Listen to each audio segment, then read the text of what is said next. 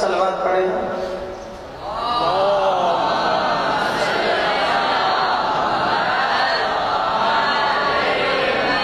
اس سے اور زیادہ آہستہ پڑھیں.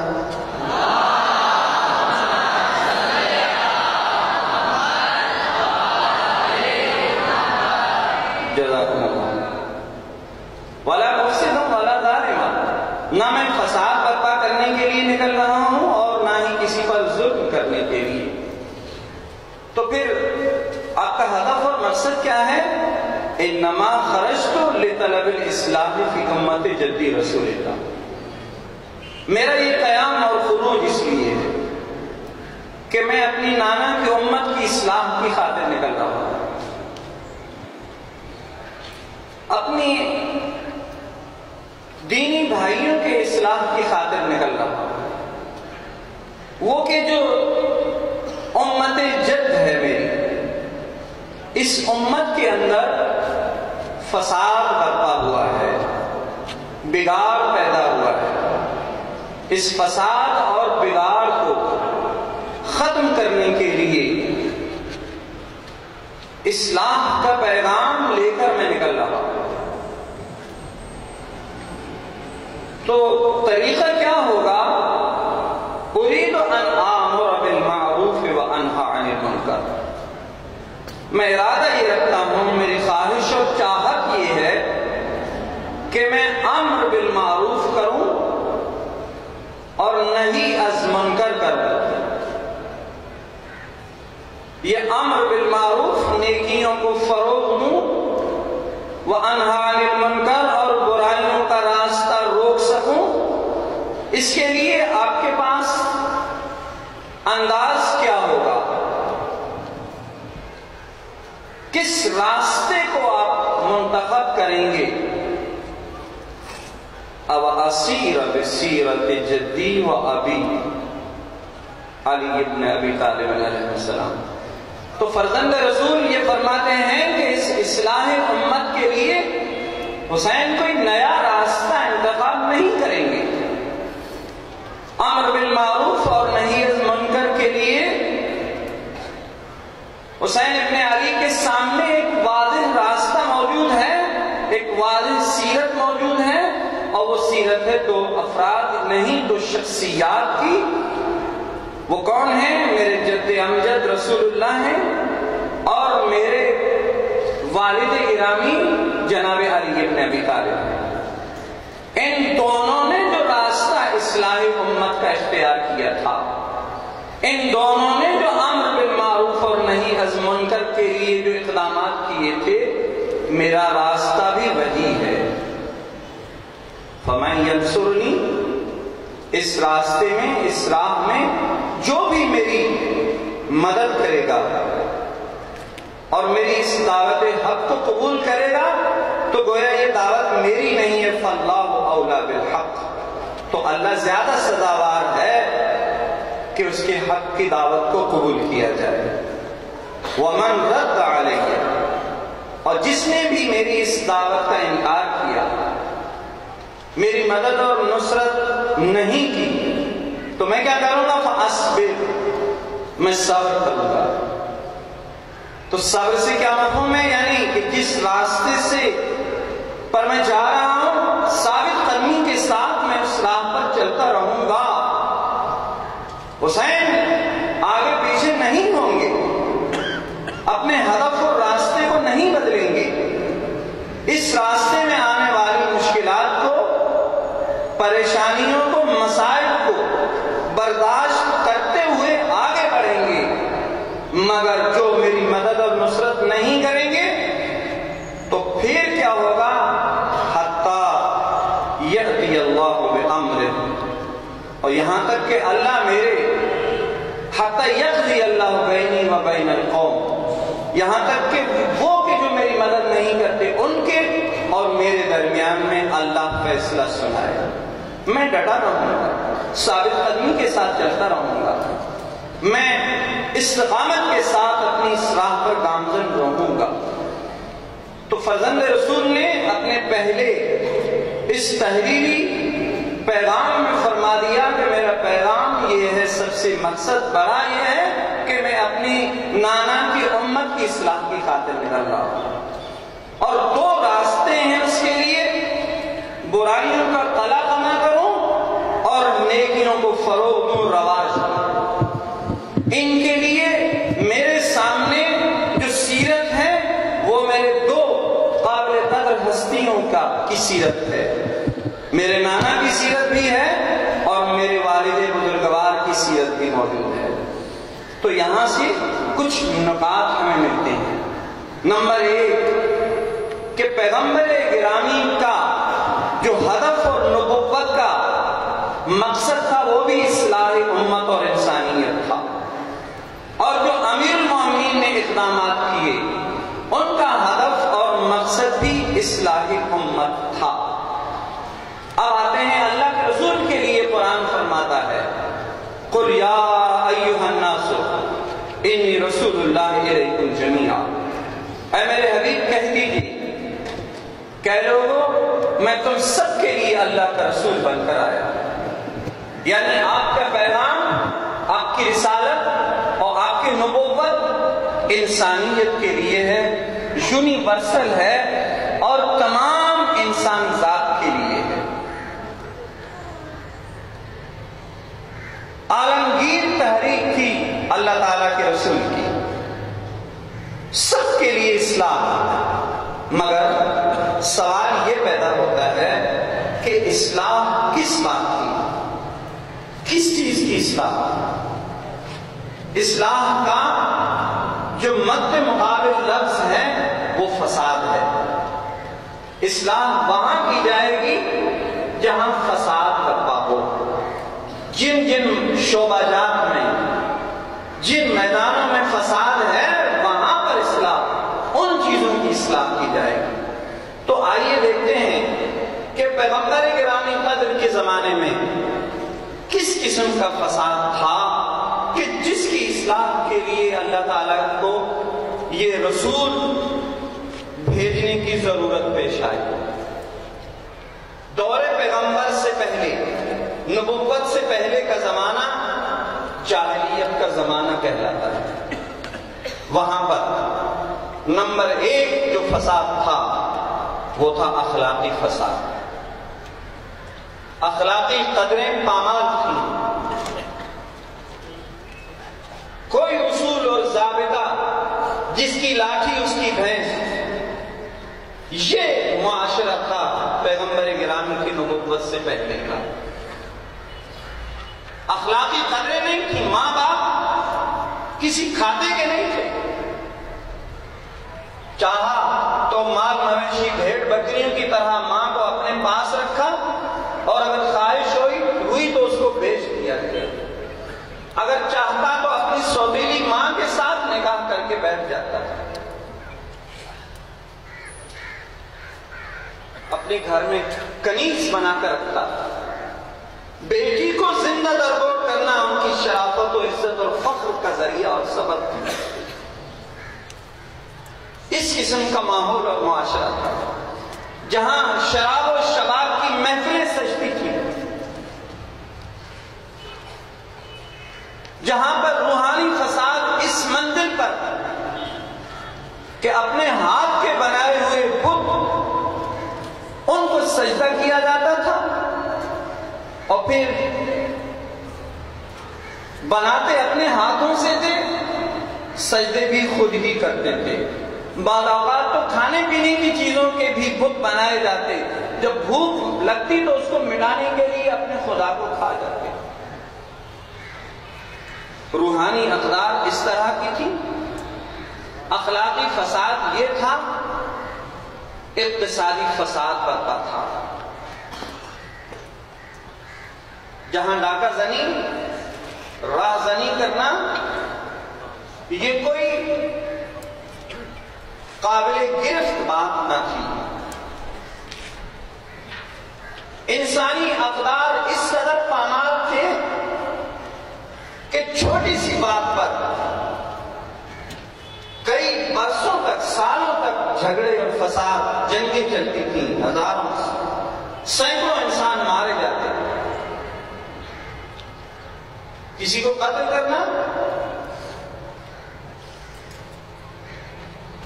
کوئی ان کے سامنے جس طرح کہتے ہیں کہ بائیں ہاتھ تک ہے، انسانی وقار نامی کوئی چیز نہیں تھی، غلامی کی زندگی نسل در نسل لوگ بسر کرتے تھے، گزارتے تھے۔ انسانیت آہوں اور سسکیوں میں پل رہی تھی، معاشرتی معاملات فساد اور بگاڑ کا شکار تھے، اقتصادی اعتبار سے کنگال معاشرہ اور ماحول تھا، سود کا کاروبار اس قدر زیادہ تھا کہ ہم مثال پیش کرنے سے قاصر تھے۔ لوگ اپنی ساری چیزیں ختم کر دیتے، لٹا دیتے تھے ان کے سامنے، مگر سود ان کا ختم نہیں ہو پاتا۔ شراب، جوے کا کھیل،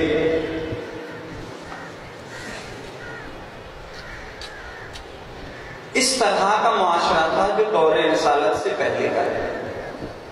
آتے ہیں اللہ تعالیٰ کے رسول، سب سے پہلے ایمان اور عقیدے کی اصلاح کے لیے آپ نعرہ بلند کرتے ہیں، قولوا لا الہ الا اللہ تفلحوا، کہو کہ اللہ کے علاوہ اور کوئی لائق عبادت نہیں ہے، تم کامیاب ہو جاؤ گے۔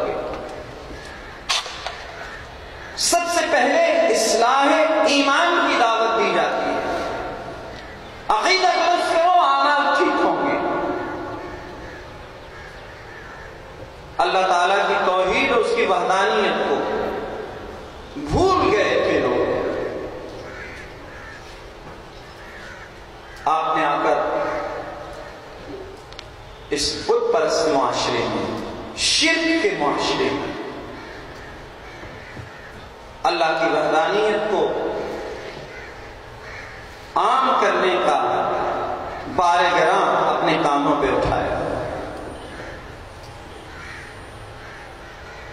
ماں باپ کے لیے عزت و احترام، بہن بھائیوں کے لیے عزت و احترام، رشتہ داروں کے حقوق، یہ آپ نے متعین فرمائے۔ گویا کہ جو معاشرتی فساد تھا اس کو ختم کرنے کے لیے آپ نے دشمنوں کو ایک دوسرے کا بھائی بنا دیا، اور اس کی گواہی قرآن دیتا ہے۔ وَاذْكُرُوا إِذْ كُنْتُمْ أَعْدَاءً، یاد کرو تم ایک دوسرے کے دشمن تھے۔ وَكُنْتُمْ عَلَى شَفَا حُفْرَةٍ مِّنَ النَّارِ، تم آگ کے گڑھے کے کنارے پر پہنچ چکے تھے۔ فَأَنْقَذَكُم مِّنْهَا، اللہ تعالیٰ نے اس سے تمہیں بچا لیا۔ تم ایک دوسرے کے دشمن تھے، اس رسول کے ذریعے سے اللہ تعالیٰ نے تمہیں کیا کیا؟ اصبحتم بنعمتہ اخوانا، تم اس کی نعمت کے ذریعے سے ایک دوسرے کے بھائی بن گئے۔ دشمنوں کو بھائی بنا دیا، آگ کے گڑھے سے نکال کر تمہیں ہدایت کی طرف لے کر آئے۔ اور پیغمبر اسلام کی نبوت و رسالت کے لیے ایک اور آیت گواہی دیتی ہے۔ لَقَدْ مَنَّ اللَّهُ عَلَى الْمُؤْمِنِينَ إِذْ بَعَثَ فِيهِمْ رَسُولًا مِّنْهُمْ، اللہ تعالیٰ نے احسان کیا صاحبان ایمان پر کہ جب انہی میں سے ایک رسول کو مبعوث کیا گیا، ان کا کام کیا تھا؟ انہیں کتاب اور حکمت کی تعلیم دیتا ہے۔ وَيَضَعُ عَنْهُمْ إِصْرَهُمْ وَالْأَغْلَالَ الَّتِي كَانَتْ عَلَيْهِمْ، ان کے کانوں پر، ان کے پشتوں پر جو بوجھ تھے جاہلیت کے، وہ اتار کر پھینک دیے، اور وہ جو توق ان کے گلے میں پڑے ہوئے تھے، غلامی کی جو زنجیریں تھیں، جہالت کی جو زنجیریں تھیں، رسوم و رواج کے مصنوعی اپنے ہاتھوں کے بنائے ہوئے قوانین کے بوجھ تلے جو دبتے چلے جا رہے تھے، وہ سارے توق اس رسول نے اتار کر ان لوگوں کو آزاد کر دیا۔ یہ اصلاح کا راستہ پیغمبر نے فرمایا۔ اور یاد رکھیے کہ ایک جملہ ہوتا ہے لفظ اسلام، اور ایک ہوتی ہے تربیت۔ تربیت ہوتی ہے انفرادی، ایک شخصی، اور پورے معاشرتی تبدیلی اور تربیت کو اصلاح کہا جاتا ہے۔ فرد صالح ہوگا تو معاشرہ، اگر کہ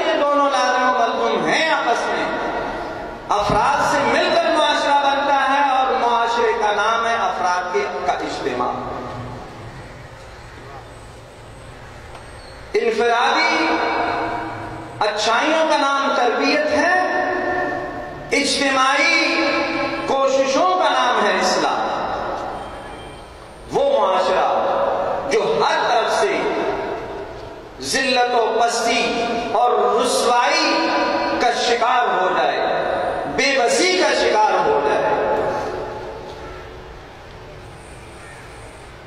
ایسے معاشرے کو زندہ کرنے کا نام ہوتا ہے اسلام۔ علم کی پستی تھی، عقل کی پستی تھی، شرافت کی پستی تھی، عزتوں کی پستی تھی، ان سے نکال کر اللہ تعالیٰ کے رسول نے لوگوں کو ہدایت کا راستہ دکھایا، اصلاح کے راستے پر گامزن کیا۔ اور جیسے ہی قرآن نے فرمایا تھا وہی ہوا۔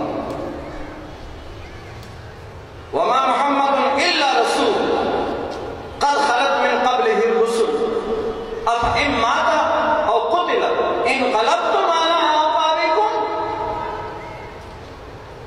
فَمَن يَنقَلِبْ عَلَىٰ عَقِبَيْهِ فَلَن يَضُرَّ اللَّهَ شَيْئًا۔ محمد صلی اللہ علیہ وآلہ وسلم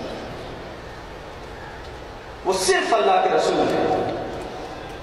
کیا اس سے پہلے بھی کئی رسول گزر چکے ہیں، تو کیا یہ خود طبعی طور پر اس دنیا سے چلے جائیں، انتقال کریں، یا ان کو شہید کر دیا جائے اور قتل کر دیا جائے؟ تو کیا انقلبتم علی عقبیکم، کیا پچھلے پاؤں پھر واپس تم لوگ پلٹ جاؤ گے اسی سابقہ زمانے میں؟ مگر یاد رکھو وَمَن يَنقَلِبْ عَلَىٰ عَقِبَيْهِ، جو پھر واپس پیچھے پلٹ گیا تو وہ اللہ تعالیٰ کو فَلَن يَضُرَّ اللَّهَ شَيْئًا، وہ اللہ تعالیٰ کو ذرہ برابر بھی نقصان نہیں پہنچا سکتا۔ نقصان کیا ہوگا؟ ان کا اپنا ہوگا۔ جیسے ہی اللہ تعالیٰ کے رسول نے آنکھیں بند کی، وہ معاشرہ پیچھے پلٹ گیا دور جاہلیت کی طرف۔ اب پھر وہی طبقہ بندی، پھر وہی قوم و قبیلے کی عصبیت، پھر وہی دور جاہلیت کے شاخسانے، پھر وہی عادات و اطوار لوگوں کے اندر آنا شروع ہو گئے، اور ان کے خلاف اب اسلام کا پیغام اور علم جو بلند کیا تھا وہ علی بن ابی طالب نے۔ جناب امیر المومنین نے اگر 25 سالہ خاموشی اختیار کی تو یہ بھی اصلاح کا ہی ایک پہلو تھا، اور پھر اگر خلافت ملتی ہے تو اس بگاڑ اور فساد کو ختم کرنے کے لیے امیر المومنین اقدامات کیے۔ دو واضح فرق ہیں امیر المومنین کی زندگی اور سیرت پیغمبر میں۔ اللہ کے رسول کا مقابلہ تھا کن سے؟ کفار و مشرکین سے، مگر امیر المومنین کا مقابلہ تھا قاسطین و مارقین و ناقصین کے ساتھ۔ یہ کون ہے قاسطین و مارقین و ناقصین؟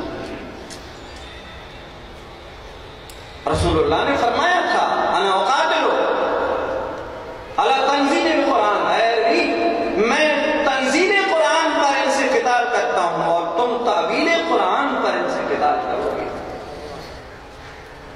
جو قرآن کی حقانیت کو نہیں مانتے تھے، میرا مقابلہ ان کے ساتھ ہے، اور بظاہر وہ لوگ کہ جو قرآن پڑھ پڑھ کر لوگوں کو سناتے ہیں، تم مقابلہ ان کے ساتھ کرو گے۔ یعنی پیغمبر کا مقابلہ بظاہر بیرونی دشمن کے ساتھ تھا جو واضح شناختہ تھا، اور علی کا مقابلہ اندر میں چھپے ہوئے آستین کے سانپوں کے ساتھ علی کا مقابلہ تھا،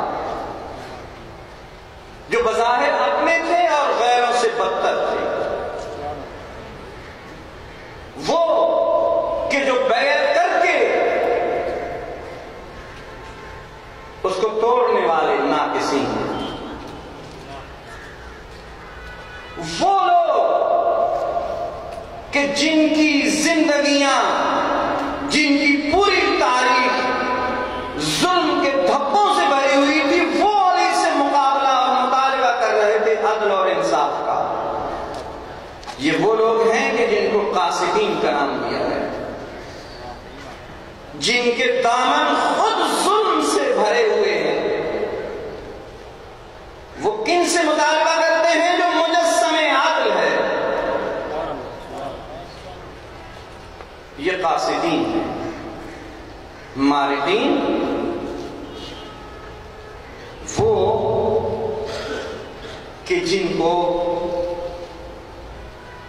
اسلامی تاریخ خوارج کے نام سے یاد کرتی ہے، شب زندہ دار، تہجد گزار، پیشانیوں پر سجدوں کے نشانات، قرآن کی تلاوت اس طرح کرتے ہیں کہ پرندے خاموش ہو جائیں، رک جائیں کہ ان کی آواز اور تلاوت کی مٹھاس اور ترنم کیا کہنے، مگر دشمن ہیں علی کے۔ نعرہ کیا ہے؟ لا حکم الا للہ، اللہ کے علاوہ ہم کسی کا حکم نہیں مانیں گے۔ امیر المومنین فرماتے ہیں کلمۃ حق یراد بها الباطل، جی کہتے سچ ہیں مگر مطلب یہ غلط لیتے ہیں۔ لا حکم الا للہ یعنی اللہ کے علاوہ کسی کا حکم، علی کا حکم نہیں مانیں گے، علی کے مقابلے میں آنے والے ہر شخص کا حکم تسلیم ہے۔ تو کیا ہوا پھر یہاں حکم خدا کہاں گیا؟ کلمہ اور پیغام حق ہے مگر مراد باطل ہے۔ اب دیکھتے ہیں، آئیے فرزند رسول کی طرف آتے ہیں، امیر المومنین کے لخت جگر کی طرف آتے ہیں۔ جب امام حسین علیہ السلام فرماتے ہیں نا کہ میں نانا کی امت کی اسلام کے لیے نکل رہا ہوں، تو اس کا مطلب یہ ہے کہ مجھے سیرت رسول کی بھی ضرورت ہے اور مجھے سیرت علی کی بھی ضرورت ہے۔ یعنی کہنا کیا چاہتے ہیں آپ کہنا یہ چاہتے ہیں کہ وہ فساد کہ جو میرے نانا کی رسالت سے پہلے تھا آج اس امت کے اندر وہ بھی ہے، اور وہ فساد جو میرے والد گرامی کے زمانے میں تھا امت کے اندر آج وہ فساد بھی ہے۔ ان دونوں شخصیات نے خارجی اور داخلی محاذوں پر الگ الگ مقابلے کیے تھے، آج حسین یکا و تنہا ان دونوں محاذوں پر ڈٹ جانے کا نام لیتے ہیں۔ حسین کا مقابلہ خارجی دشمن کے ساتھ بھی ہے اور حسین کا مقابلہ داخلی دشمن کے ساتھ بھی ہے۔ حسین تنزیل قرآن کے لیے بھی لڑ رہے ہیں تو حسین تعبیر قرآن کے لیے بھی لڑنے کے لیے جا رہے ہیں۔ اور رسول اللہ کے پاس لشکر تھا، پہلے تنہا تھے مگر لشکر آ گیا۔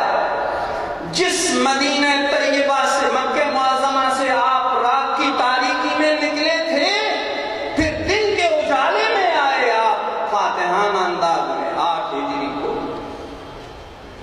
مگر یہ تاریخ کی عجیب ستمگری نہیں ہے کہ جس مدینے نے رسول کو پناہ دیا وہی مدینہ حسین کو نکالنے پر تلا ہوا ہے، اور جس رات کی تاریکی میں حسین نے مدینہ چھوڑا تھا، اس سے پہلے رسول اللہ نے رات کی تاریکی میں مکہ چھوڑا تھا، آئے تھے مدینہ، اور حسین مدینہ چھوڑ کر مکے کی طرف جا رہے ہیں۔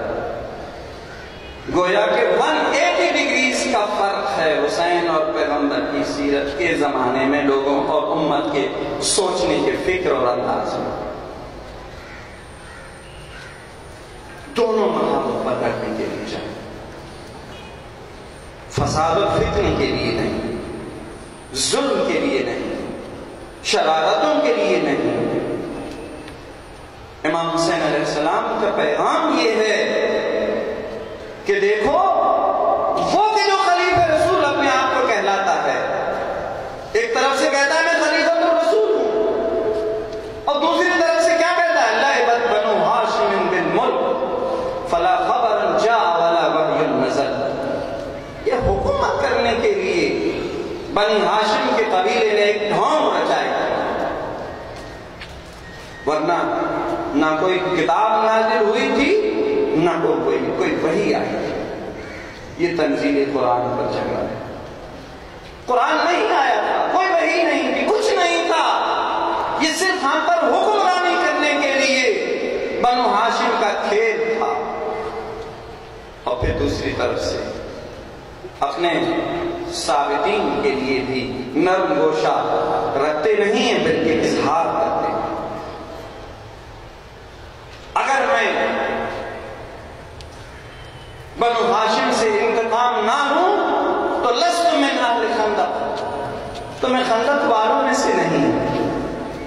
یعنی یہ اپنا سلسلہ استوار کرنا چاہتے ہیں کہ جن لوگوں نے محاصرہ کیا تھا پیغمبر میں خندق کے دن، ان محاصرہ کرنے والوں کا تعلق ہے یزید کے ساتھ،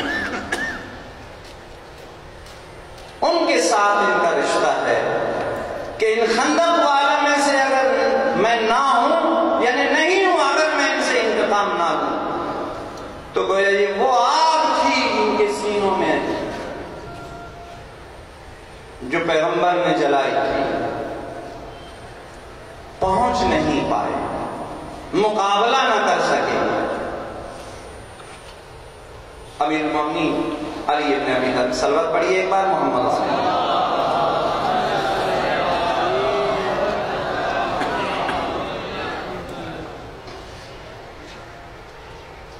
جب بیعت کیا معاملہ درپیش ہوا اور خلافت ادھر سے ادھر چلی گئی، تو یہی یزید کا بڑا کہتا ہے علی یہ کیا ہوا، اعلان کرو،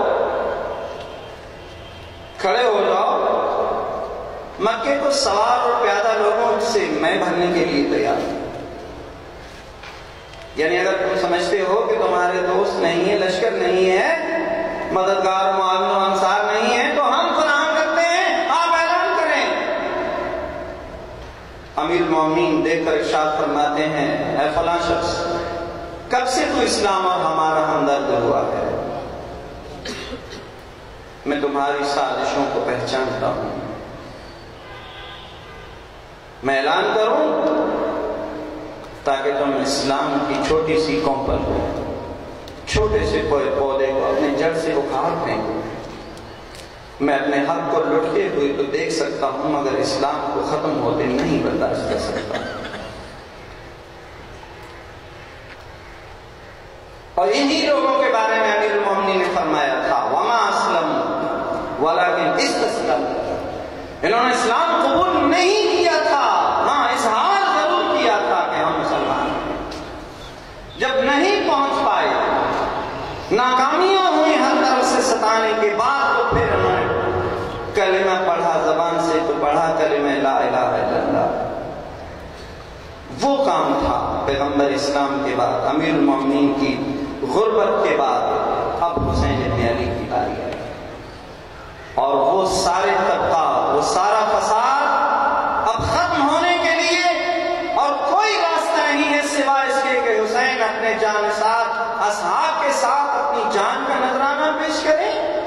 اور بقول کسی شاعر کے، ان کان دین محمد لم یستقم الا بقتلی فیا سیوف خدینی، ہے اگر میرے نانا کا دین میرے قتل کے علاوہ اور کسی ذریعے سے نہیں بچ سکتا تو آؤ تیروں اور تلواروں حسین کا جسم حاضر۔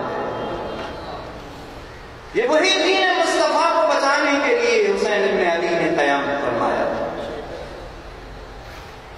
لہذا ختم کی میں نے اپنی گفتگو، ہماری ذمہ داری کیا ہے، ہمیں کیا کرنا چاہیے؟ عاشورائی بننے کے لیے صرف 10 دن کی ضرورت ہے،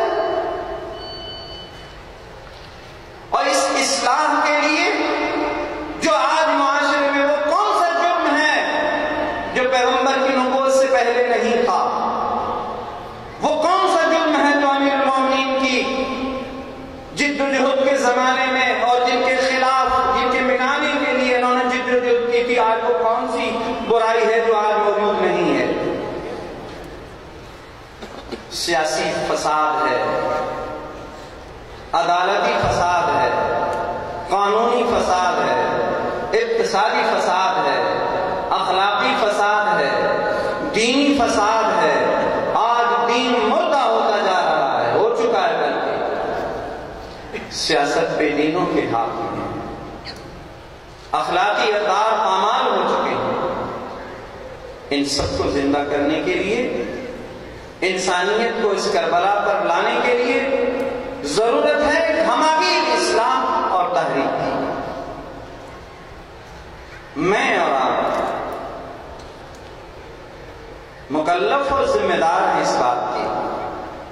کہ سب سے پہلے اپنی تربیت کریں اور اس کے بعد پھر اس پورے ماحول اور معاشرے کو بدلنے کے لیے اسی امر بالمعروف اور نہی عن المنکر کا راستہ اختیار کریں۔ سیرتیں ہمارے سامنے یہی ہیں، یا رسول اللہ کی سیرت ہے، انہی کی سیرت کا عکس ہے علی ابن ابی طالب کی زندگی، اور دونوں شخصیات کا نور اگر جھلکتا ہے تو وہ حسین ابن علی کی سیرت ہے۔ آئیے آج اس کربلا کے محور انسانیت کا محشر میں اس بات کا عہد کریں کہ انسانیت کو دوبارہ ہم کربلا کے راستے پر لائیں گے، اور کیونکہ انسانیت کی فلاح اور کامیابی، اس کی نجات اور ہدایت کا ذریعہ آج کربلا ہے۔ یہ میں نہیں کہتا، اللہ تعالیٰ کے آخری رسول کے اس جملے سے اپنی گفتگو کو تمام کروں گا۔ ان الحسین مصباح الہدی و سفینۃ النجاۃ، حسین ہدایت کا چراغ ہیں اور حسین نجات کی کشتی ہیں۔ ہدایت چاہیے تو چراغ حسین، نجات چاہیے، ساحل نجات پر پہنچنا چاہتے ہیں تو اس گمراہیوں کے سمندر سے نکالنے کے لیے، ساحل نجات پر پہنچنے کے لیے کشتی نجات حسین ابن علی کی ذات اور سیرت ہے۔ اللہ تعالیٰ ہم سب کو توفیق عطا فرمائے۔ والسلام علیکم ورحمۃ اللہ وبرکاتہ۔